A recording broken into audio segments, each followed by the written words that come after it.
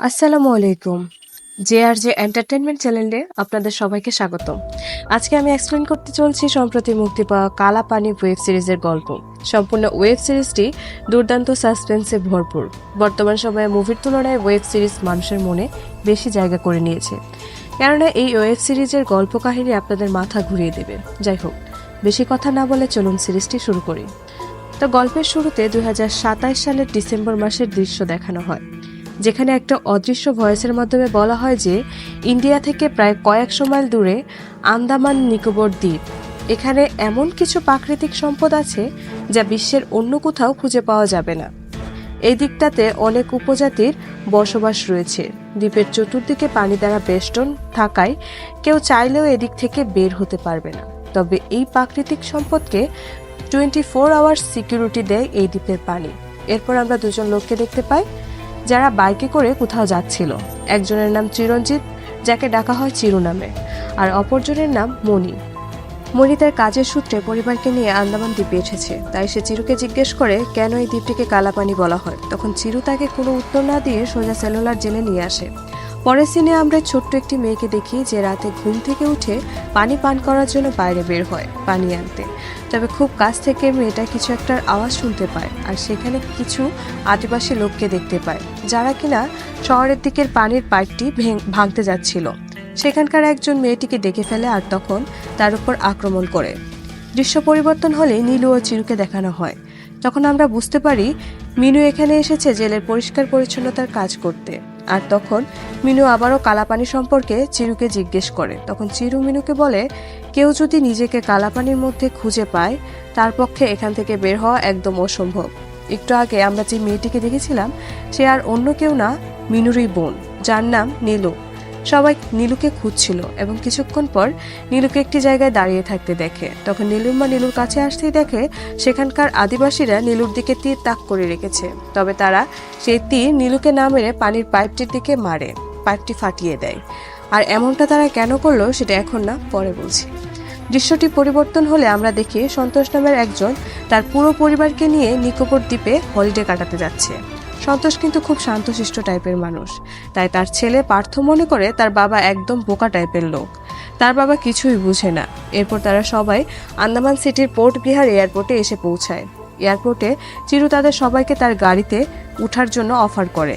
চিরু সন্তোষ ও তার পরিবারকে গাড়ি করে হোটেলে নিয়ে যাচ্ছিল, আর যেতে যেতে তাদের ট্যুরিস্ট সাইট সম্পর্কে বলছিল। চিরুর সাথে তার বন্ধু ও বিজনেস পার্টনার পন্ডিও ছিল। তখন সন্তোষ বলে উঠে এখানে পানির সমস্যা চলছে, তাই না? তখন চিরু বলে এখানকার আদিবাসী লোকেরা তাদের সকল উন্নয়ন বন্ধ করে রেখেছে আর পাইপলাইনটিও নষ্ট করে দিয়েছে, এবং তারা সরকারের সকল কাজে বাধা দেয় যাতে তাদের বন রক্ষা পায়। আর এই কথাগুলো বলতে বলতে চিরু আদিবাসীদেরকে গালি দিতে থাকে। তারপর পথে চিরু তার ভাইকে দেখতে পায় যে আদিবাসীদের হয়ে এখানকার পরিবেশ রক্ষার্থে পথে মিছিল করছিল। এখানে আমরা বুঝতে পারি যে দুই ভাইয়ের মধ্যে কোনো মিল নেই। পরের দৃশ্যে আমরা এসিপি কেতুনকে দেখতে পাই যে এখানকার বড় ব্যবসায়ী সৌরভ ওয়ানির সাথে কথা বলছিল। সৌরভ কেতুনকে জানায় তারা এখানে বড় একটা উৎসবের আয়োজন করছে, এই উৎসবের সকল কাজের পারমিশন এখনো হয়নি। তখন কেতুন তাদের জানায় সে সকল সেক্টরের জন্য পারমিশন নিয়ে নিয়েছে, তবে হেলথ ডিপার্টমেন্টের পারমিশন সে নিতে পারবে না, কেননা হেলথ ডিপার্টমেন্টের ডক্টর সিং খুব জেদি টাইপের মহিলা, আর তিনি অন্যায়কে কখনো মেনে নেয় না। এটা শোনার পর সৌরভ তাকে বলে তুমি যদি এখান থেকে বদলি হতে চাও তাহলে আমাদের এই কাজটা করে দাও, আমি তোমাকে খুবই ভালো জায়গায় ট্রান্সফার করব। এরপর আমরা ডক্টর সিংকে দেখি, সে খুব মনোযোগ সহকারে তার কাজ করছিল। এখন যখন তারা সকল ডক্টর মিলে 62 বছর বয়সে একজন মহিলার রোগ নির্ণয় করতে ব্যর্থ হয়, তখন ডক্টর সিং মহিলাটির অসুস্থতা ধরতে পারে এবং তাকে সুস্থ করে তোলে। এরপর ওই হসপিটালের ডক্টর শশী এবং ডক্টর সিং দুপুরে লাঞ্চ করছিল। এখানে আমরা জানতে পারি ডক্টর সিং এর একটি পা নেই। তখন সেখানে একজন সহকারী ডাক্তারকে দেখতে পায় যার নাম ঋতু, যে ডক্টর সিংকে কোনো ইম্পর্টেন্ট একটা বিষয়ে হেল্প করতে এসেছে। তখন ডক্টর সিং রাগান্বিত হয়ে বলে আমি একজন বিশেষজ্ঞকে চেয়েছিলাম, কিন্তু তারা একটা বাচ্চাকে পাঠিয়েছে, তোমার দ্বারা এ কাজ হবে না, তুমি কালই এখান থেকে চলে যাও। কিন্তু ঋতু হার না মেনে বলে আপনি কোন ধরনের মেডিকেল ইস্যু তা আমাকে বলুন, আমি হয়তো আপনাকে সাহায্য করতে পারবো। তখন ডাক্তার ঋতুকে কেসটা বিষয়ে খুলে বলে কয়েকদিন আগে 11 জন লোককে আন্দামান দ্বীপের কয়েকটি হাসপাতালে ভর্তি করানো হয়েছিল।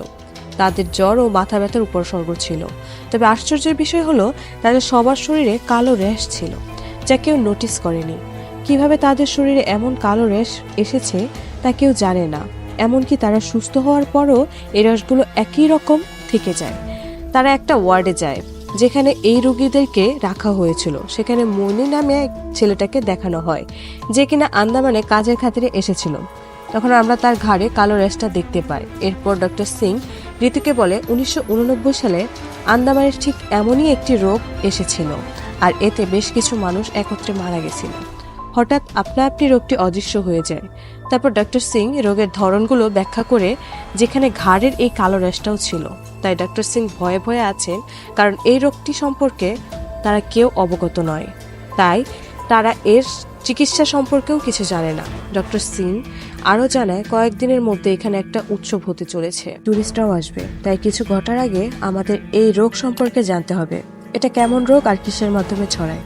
পরের সিনে আমরা বিনায়ককে তার মায়ের সাথে কথা বলতে দেখি। বিনায়ক আসলে চিরুর ভাই, আর তার সাথে তার দাদাও থাকতো। বিনায়কের দাদা প্যারালাইজ ছিল। সেই মুহূর্তে চিরু ঘরে আসলে বিনায়ক চিরুকে জিজ্ঞেস করে, তুমি এখনো পন্ডির সাথে কেন মেলামেশা করো? কারণ পন্ডি স্মাগলিং এর ব্যবসা করত, মানে কচ্ছপের ডিম বিক্রি করত, যা সম্পূর্ণ বেআইনি। আর এই কারণে চিরু একবার জেলে যেতে যেতে বেঁচে গেছে। এসব কথা বলতে বলতে তাদের দুই ভাইয়ের মধ্যে ঝগড়া শুরু হয়। তখন তাদের মা তাদের থামিয়ে বলে, জঙ্গলে একবার বন্যা হয়েছিল, তখন ডুবতে থাকা একটা বিচ্ছু ব্যাঙকে বলে, আমাকে তোমার পিঠে উঠিয়ে বাঁচাও। ব্যাঙ বলে, আমি যদি তোকে এখন আমার পিঠে উঠাই, তুই তো আমার পিঠে হুল ফুটিয়ে দিবি। বিচ্ছু তখন বলে, আমি যদি তোকে হুল ফুটাই তাহলে আমি নিজেও তো ডুবে মরব। তখন ব্যাঙ বিচ্ছুকে বিশ্বাস করে তার পিঠে উঠিয়ে চলতে থাকে। যখন ডাঙায় পৌঁছে যায় তখন বিচ্ছু ব্যাঙের পিঠে হুল ফুটিয়ে দেয়। ব্যাঙ বিচ্ছুকে বলে, তুই আমার সাথে এমনটা কেন করলি?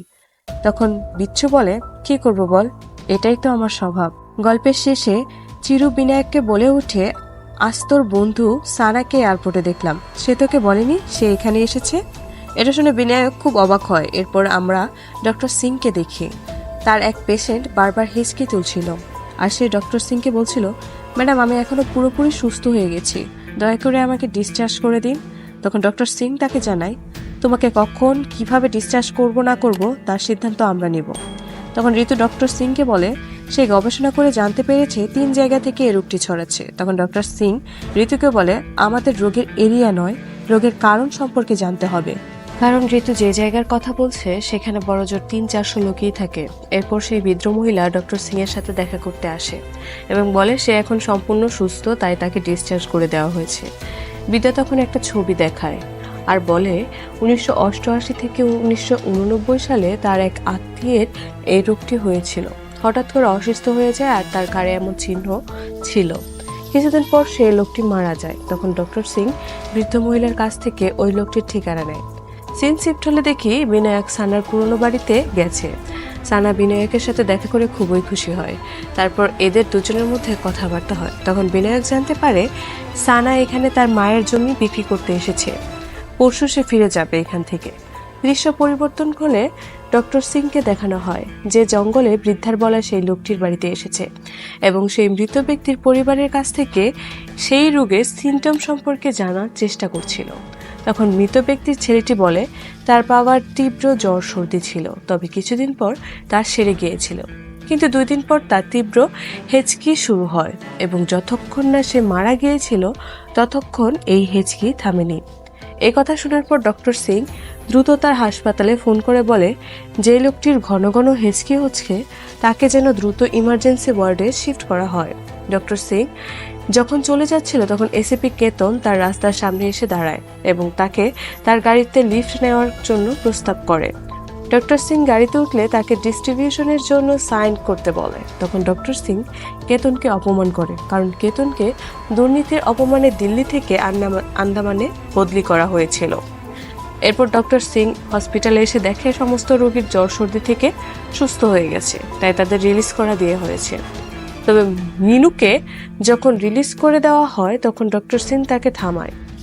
অন্যদিকে চিরু, সন্তোষের পরিবার এবং আরো অনেক লোকদের নিয়ে সাইট সিন করতে বেরোয়, আর আমরা দেখতে পাই চিরুর বন্ধু পন্ডি কচ্ছপের ডিম পাচার করছে। সিন শিফট হলে দেখি ডক্টর সিং এবং ডক্টর শশী নিজেদের মধ্যে কোনো একটা বিষয় নিয়ে তর্ক করছিল। সে সময় সেখানে গভর্নর চলে আসেন এবং তার সাথে এসিপি কেতনও ছিল। গভর্নর ডক্টর সিংকে বলে, আপনি কেন এসব কাগজপত্রে সাইন করছেন না? ডক্টর সিং বলে, এই দ্বীপে একটা বিপজ্জনক রোগ ছড়িয়েছে। 1989 সালে এই রোগটি হয়েছিল এবং এতে 7 জন লোক তখন মারা গিয়েছিল। তখন এসিপি ক্যাতন বলে, এ সমস্ত লোক কাঁচা মদ পান করার ফলে অসুস্থ হয়ে পড়েছিল, আর আপনি এটাকে বড় সমস্যা বলে বিবেচনা করছেন। এসব মদের মধ্যে অ্যালকোহলের মাত্রা অতিরিক্ত পরিমাণে থাকায় তাদের এই রোগগুলো হয়েছিল। যারা এই মদগুলো বানায় আমি তাদের গ্রেপ্তার করেছি। তখন গভর্নর ডক্টর সিংকে জিজ্ঞেস করে যে সে সম্প্রতি নতুন কোনো কেস পেয়েছে কিনা। ডক্টর সিং বলে, না। তখন গভর্নর পরে 1989 সালে 7 জন লোক মারা গিয়েছে, আর এখন 40 বছর পর 11 জন লোক আক্রান্ত, কিন্তু তারা এখনো জীবিত। তাই তিনি এই সমস্যাটাকে বড় সমস্যা মনে করে না। এরপর গভর্নর ডক্টর সিংকে বলে, যদি আপনি সলিড প্রুফ দিতে পারেন তাহলে এই ফেস্টিভ্যাল আমি বন্ধ করে দেব। তখন বাধ্য হয়ে ডক্টর সিং ফেস্টিভ্যালের পারমিশন দিয়ে দেয়। পারমিশন দেওয়ার পর সন্তোষ নীলদ্বীপে যাওয়ার জন্য রাজি হয়ে যায়, কিন্তু বাচ্চারা তাদের দুজনের সাথে যেতে অস্বীকার করে। তাই সন্তোষ তার 2 বাচ্চাকে তার বন্ধুর কাছে রেখে নিজে এবং তার স্ত্রীকে নিয়ে নীলদ্বীপে যাওয়ার সিদ্ধান্ত নেয়। পরের দৃশ্যে ডক্টর সিং মিনুকেও রিলিজ করে দেয় এবং তাকে বলে এরপর থেকে আর মদ্যপান না করতে, কেননা ডক্টর সিং বিশ্বাস করেছে যে মদ্যপানের ফলেই হয়তো এই রোগটি হয়েছিল। এখন মিনু ডক্টরকে জানায় সে কখনো মদ ছুঁয়েও দেখেনি, আর এটা বলে সে সেখান থেকে চলে যায়। একথা শুনে ডক্টর সিং চিন্তায় পড়ে যায়। অন্যদিকে সন্তোষ ও তার স্ত্রী চিরুর সাথে নীলদ্বীপে যাওয়ার উদ্দেশ্যে রওনা দেয়।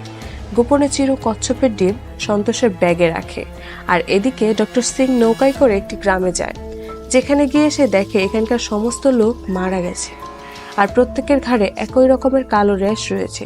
সে সময় ডক্টর সিং নীলু নামের সেই মেয়েটিকে সেখানে দেখতে পায়। নীলু ডক্টর সিং এর কাছে পানি চায়। তখন ডক্টর সিং নদী থেকে নীলুকে পানি দিলে নীলু পানি ফেলে দেয়। সে সময় বৃষ্টি শুরু হয়, আর নীলু বৃষ্টির পানি পান করে, তারপরও লেকের পানি খায় না। তখন ডক্টর সিং বুঝতে পারে যে এই লেকের পানি থেকে এই রোগটি ছড়াচ্ছে। অপরদিকে ঋতু গবেষণা করে জানতে পারে যে 3 জায়গা থেকে রুগীরা আসছে তার মাঝখানে এই লেকটি রয়েছে, আর এই লেকটি দিয়েই শহরে পানি যাওয়ার পাইপলাইনটি রয়েছে। তাই ডক্টর সিং পানি যাওয়ার পাইপটি বন্ধ করতে সেখানে গেলে পা পিছলে পড়ে যায়, আর সেখানে থাকা পাথরের সাথে খুব বাজেভাবে মাথায় আঘাত পায়। এর সাথেই ওয়েব সিরিজের প্রথম পর্ব শেষ হয়। দ্বিতীয় পর্বের শুরুতে গভর্নর একটা প্রোগ্রামে জনগণের উদ্দেশ্যে ভাষণ দিচ্ছেন। সেখানে তিনি খবর পান ডক্টর সিং আর পৃথিবীতে নেই। এই খবরটা ছড়িয়ে পড়ার পর ডক্টর শশী সকল ডাক্তারদের এই খবরটা জানিয়ে দেয়। এটা শুনে সবাই অনেক আশ্চর্য হয়। তখন ঋতু ডক্টর শশীকে বোঝাতে থাকে যে এটা কোনো অ্যালকোহল থেকে ছড়িয়ে যাওয়া রোগ নয়, এই রোগগুলো পানির মাধ্যমে লেকের মধ্য থেকে ছড়াচ্ছে। এসব শোনার পর ডক্টর শশী বুঝতে পারে ডক্টর সিং এর মৃতদেহ যেখানে পাওয়া গেছে সেখানকার আরো বেশ কিছু লোক একই রোগে মারা গেছে। তখন ঋতু ডক্টর শশীকে জানায় যে জিনকেস দ্বীপের পানির উৎস হলো এই লেক, আর এই বিষয়টা আমাদের এখনই সকলকে জানাতে হবে, অন্তত সেখানকার মানুষদের বাঁচাতে পারবো। তখন শশী ঋতুকে বলে ফেস্টিভ্যালের কারণে এখানে আরো 5 লাখ মানুষ এসেছে। এটা শুনে ঋতুর মাথা ঘুরিয়ে যায়। দৃশ্য পরিবর্তন হলে দেখি বিনায়ক এবং সানা তাদের বাড়িতে একসাথে সময় কাটাচ্ছিল। সানা বিনায়ককে বলে আমি এখানে আরো 2-3 দিন থাকবো। বিনায়ক তখন বলে তুই তো এখন নার্স, আর সে সানার আইডি দেখে বলে এটা তো মেয়াদ শেষ। তখন সানা বলে সে চাকরিটা ছেড়ে দিয়েছে, তাই সে মেয়াদ বাড়ায়নি। এরপরের দৃশ্যে দেখায় ডক্টর শশী এবং ঋতু গভর্নরের সাথে এই বিষয়টা নিয়ে আলোচনা করছিল। তাদের কথোপকথন থেকে শুনে চিফ সেক্রেটারি ভৌমিক বলে তাহলে লেকের পানিতে অ্যান্টিবায়োটিক ছেড়ে দাও, তাহলে তো সবকিছু ঠিক হয়ে যাবে। এরে কয় বলদের বুদ্ধি। তখন শশী বলে আপনি যেই অ্যান্টিবায়োটিকই ব্যবহার করেন না কেন তা এই ভাইরাসের উপর কোনো প্রভাব ফেলবে না, আর আমাদের কাছে এখন আর এর কোনো প্রতিকারও নেই। এরপর ডক্টর শশী তাদের জানায় এই রোগটি 2টি মাধ্যমে ছড়ায়, যেখানে আক্রান্ত ব্যক্তির প্রথম অবস্থায় সর্দি কাশি এবং ঘাড়ের র্যাশ হয়, যা কিছুদিন পর ঠিক হয়ে যায়। তবে ব্যাকটেরিয়া শরীরে হাইড হয়ে বডি অবজার্ভ করতে থাকে, আর সেকেন্ড স্টেপে হিচকি ওঠা শুরু করে এবং কিডনি লিভার সব ড্যামেজ হয়ে পড়ে, আর কয়েক ঘন্টার মধ্যেই সেই রোগটি মারা যায়। আর এই ব্যাকটেরিয়া বা ভাইরাসটি একটি ছোট হাড়কেও সংক্রমণ করতে পারে। এখন আমরা জানি না এই সময়ে ঠিক কতজন এই রোগে আক্রান্ত হয়েছে। তখন গভর্নর বলে হঠাৎ করে কোত্থেকে এই ভাইরাস এখানে আসলো। ডক্টর শশী বলে তা তো আমরা জানি না, তবে ডক্টর সিং এর অনুমান সঠিক ছিল, তার উপর বিশ্বাস রেখে ঋতু এই গবেষণাগুলো করেছে। এসব কথা শুনে গভর্নর সরাসরি লকডাউনের কথা বলেন এবং সকল মেডিকেল টেস্ট করাতে বলেন। আর তারা নিজেরাও কিছু ব্যবস্থা নেবেন। তিনি সকল ডক্টর এবং নার্সদের জরুরি অবস্থাতে ডাকার নির্দেশ দেন। সাথে সাথে গভর্নর এটাও জানিয়ে দেন এই কথা সাধারণ জনগণের মাঝে এখনই প্রচার করা যাবে না। অন্যদিক থেকে বিনায়ক কোনো একটা কাজে টিউডি দ্বীপে যাওয়ার জন্য রেডি হচ্ছিল, কিন্তু এটাতে ছানা রেগে যায়, কারণ তার জন্য সে এখানে থাকতে রাজি হয়েছিল। কিছুক্ষণ পর বিনায়কের মা আর সানা কথা বলছিল। তখন সানা একটা লকেট দেখিয়ে বলে, মা, এটা কিসের লকেট? তখন মা জানায়, এটা আমাকে ওরাকা বংশের লোকেরা দিয়েছিল যখন বিনায়কের বাবা বন রক্ষার দায়িত্বে ছিলেন, আর এই লকেটটি ওরাকাদের প্রতীক। বিনায়কের মা সানাকে বলে 2024 সালে আন্দামান দ্বীপে একটা ভয়ানক সুনামি হয়েছিল, তবে ওরাকা আদিবাসীরা কারো কোনো ক্ষতি হয়নি, কেননা তারা সুনামি সম্পর্কে আগেই সচেতন ছিল। তখন সানার ফোনে একটা মেসেজ আসে এবং তাকে দ্রুত মেডিকেলে হিলে সেন্টারে রিপোর্ট করতে বলা হয়। তখন বিনায়ক সানাকে তার ভাইয়ের গাড়িতে করে পৌঁছে দিতে চাইলে সানা লাল গাড়িটি দেখে ভয় পেতে শুরু করে, তাই বিনায়ক তাকে স্কুটিতে করে নিয়ে যায়। তখন মাঝপথে সানাকে ইমার্জেন্সি বলে নেমে যেতে হয়, কারণ রাস্তায় প্রচুর জ্যাম ছিল। তবে সেখানে বেশ কয়েকজন দেখা যায় অসুস্থ ফিল করছিল। তখন সানা বিনায়ককে সকলের ঘটনার জন্য সরি বলে, সাথে এটাও বলে, আমি তোকে সব সত্যি কথা বলবো, আমি কেন গাড়িতে উঠতে ভয় পাই। তখন বিনায়ক বলে, আমি আগামীকাল এসে তোর সব কথা শুনবো। পরের দৃশ্যে দেখে সন্তোষ তার স্ত্রী সমুদ্রের তীরে ঘোরাঘুরি করেছিল। তখন সন্তোষ তার ছেলেকে বারবার ফোন করলে তার ছেলে বিরক্ত বোধ করেন। সন্তোষের ছেলে সেখানে একটি মেয়েকে দেখতে, আর সেই মেয়ের পিছু নিতে তার চাচাকে জানায়, আমি একটা ছবি তুলে আসছি। একথা শুনে তারা বোন বিদিশাও তার সাথে যাওয়ার জন্য বায়না করে। সিন শিফট হলে আমরা দেখি ঋতু ডাক্তার সিং এর মৃতদেহ দেখছিল। তখন ডক্টর শশী সেখানে আসলে ঋতু তাকে বলে, আমাদের সত্য কেন লুকাতে হচ্ছে। এটা শুনে ডক্টর শশী চুপ করে থাকে। এরপর দেখে এসিপি কেতন উৎসবের সময় সৌরভের সাথে দেখা করতে যায়। তার সাথে কেতন এর জরুরি কিছু কাজ ছিল, কিন্তু ঘটনাক্রমে তখন অ্যাটম কোম্পানির সিইও এর স্ত্রীর সাথে তার ধাক্কা লাগে। তিনি সেখানে ফেস্টিভ্যালটি পরিচালনা করছিলেন। মনিটা কেতনকে সৌরভের সাথে দেখা করিয়ে দেন। এর পরের দৃশ্য দেখে চিরুর মা ওরাকা আদিবাসীদের সাহায্য করতে জঙ্গলে এসেছে, তবে সেখানে কেউ ছিল না। কিন্তু সেই সময় ওরাকা গোত্রের একজন লোক, যার নাম ইলমে, সেখানে এসে বলে, তোমরা সবাই এখান থেকে চলে যাও, কেননা এখানে বড় একটা ঝামেলা হতে চলেছে।